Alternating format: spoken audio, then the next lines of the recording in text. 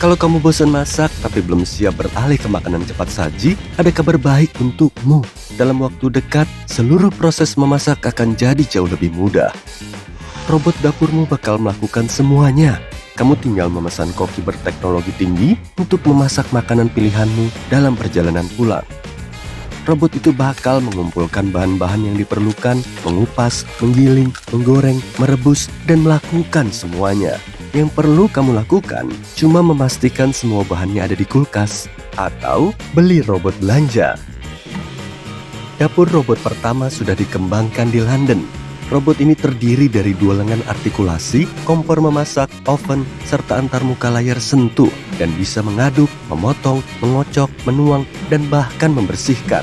Nah, itu fitur terbaiknya.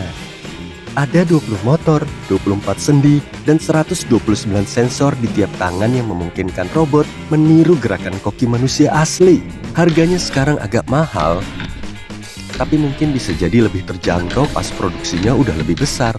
Dan pas kamu pengen mengistirahatkan robot dapurmu, kamu bisa memesan makanan dari restoran favoritmu dengan cara baru. Kamu menelepon mereka untuk melakukan pemesanan. Mereka akan mengirimkan data ke printer 3D di rumahmu dan makananmu akan langsung tiba. Akan ada database dari tiap rasa, warna, bentuk, dan tekstur. Unduh, cetak, makan, semudah itu.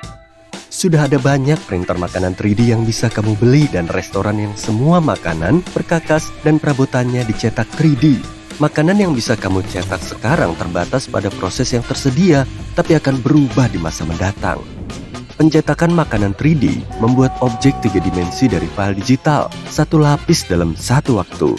Proses ini lebih cepat daripada metode memasak tradisional. Agak mirip menuang lapisan gula di cupcake lewat kantong pipa. Kamu memberi makan printermu dengan bahan-bahan seperti coklat, pasta tomat, mus, atau makanan kental lainnya. Tapi jangan campur semuanya sekaligus. Dan isi model yang ingin kamu desain sendiri atau unduh. Karena printer makanan 3D masih merupakan gadget yang unik, nggak ada yang memakainya untuk mencetak telur goreng atau merebus spaghetti. Alat ini dipakai untuk membuat bentuk dan desain eksklusif dalam santapan adiboga. NASA juga bereksperimen dengan makanan yang dicetak 3D, biar makanan para astronot lebih beragam. Jenis makanan ini juga merupakan solusi yang bagus untuk orang-orang yang kesulitan mengunyah dan menelan. Dalam waktu dekat, setiap supermarket akan punya rumput laut sejenis alga dengan beragam variasi, dari gurih hingga manis. Alga mudah dan cepat tumbuh dan cuma butuh sedikit lahan dibanding tanaman seperti kedelai. Dan alga punya kandungan nutrisi pentingnya, protein, zat besi, dan antioksidan. Selain itu, akan ada lebih banyak buncis, polong-polongan, dan kacang-kacangan. Produksinya diperkirakan akan meningkat 100 hingga 200% pada tahun 2050 karena lebih ramah lingkungan daripada protein hewani dan harganya lebih murah. Konsumsi daging meningkat setiap tahunnya, jadi kita perlu mencari alternatifnya. Daging yang ditanam di laboratorium bakal lebih populer. Ternyata kamu bisa mendapatkan bertonton daging cuma dari beberapa sel pemicu. Selain itu, rasanya sama enaknya dengan daging tradisional biasa. Daging sapi, bebek, dan bahkan ikan akan ditanam di laboratorium. Selain itu, ada susu dan keju bebas susu, plus putih telur non-hewani. Pisang palsu yang merupakan kerabat dekat pisang yang kita kenal akan jadi pahlawan sejati abad ini. Kita akan memfermentasi batang dan akarnya yang bertepung untuk membuat bubur dan roti. Tanaman ini mampu memberi makan lebih dari 100 juta orang. Kalau kamu nggak suka rasa makanan barumu, kamu bisa mengubahnya dengan memainkan musik yang sesuai. Para ilmuwan sudah memulai eksperimennya. Suara yang keras bisa membuat makanan terasa lebih renyah, sekaligus mengurangi rasa asin dan manisnya.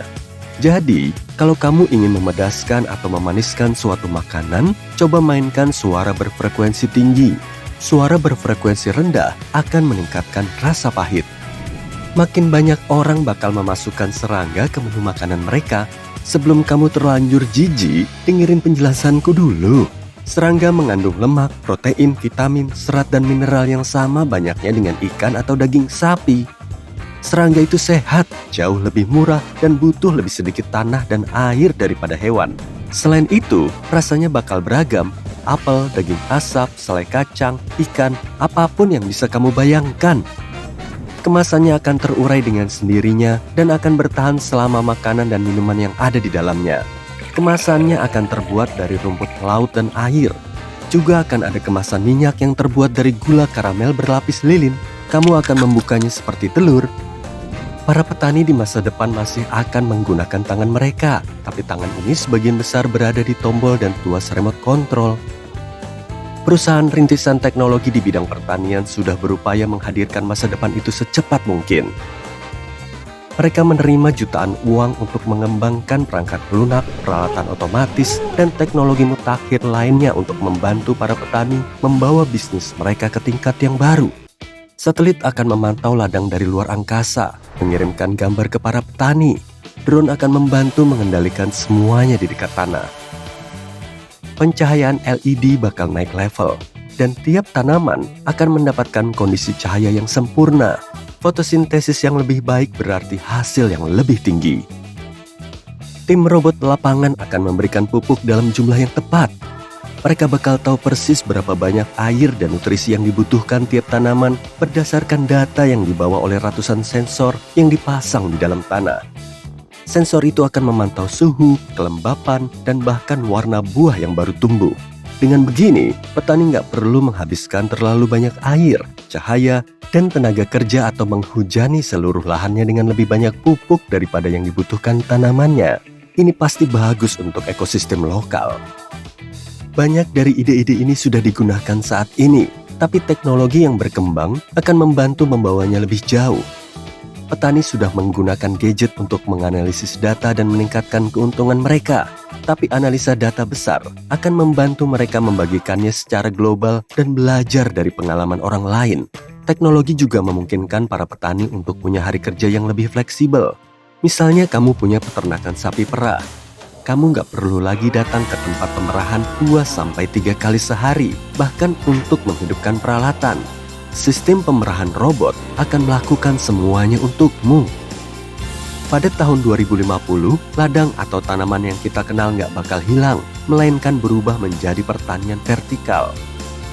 Artinya, kita menanam tanaman di lingkungan rumah kaca yang terkendali dengan lapisan yang ditumpuk secara vertikal. Peternakan semacam itu nggak terlalu terpengaruh cuaca karena semua tanamannya berada di dalam ruangan. Selain itu, tanaman ini tumbuh di air yang diperkaya nutrisi, alih-alih tanah atau disemprot air, yang berarti tanaman bisa tumbuh subur di iklim apapun. Pertanian vertikal juga membutuhkan lahan 99% lebih kecil daripada pertanian luar ruangan. Buah dan sayuran akan dibuat lebih bergizi berkat kemajuan ilmu pengetahuan.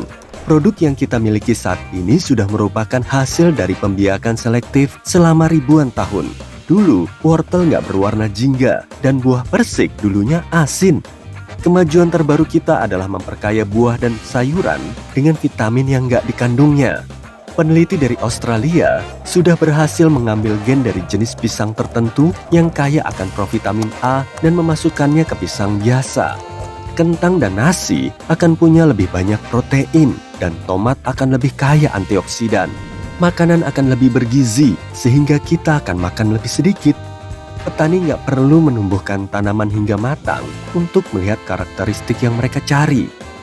Mereka akan mengetahuinya lebih awal dengan menganalisis komposisi genetik tanaman. Dan begitu produknya dijual, pembeli akan memindainya dengan cepat dan mengukurnya hingga ke tingkat molekuler. Kita akan tahu persis apa yang kita makan, dari mana asalnya, dan bagaimana cara tanamnya. Selamat makan!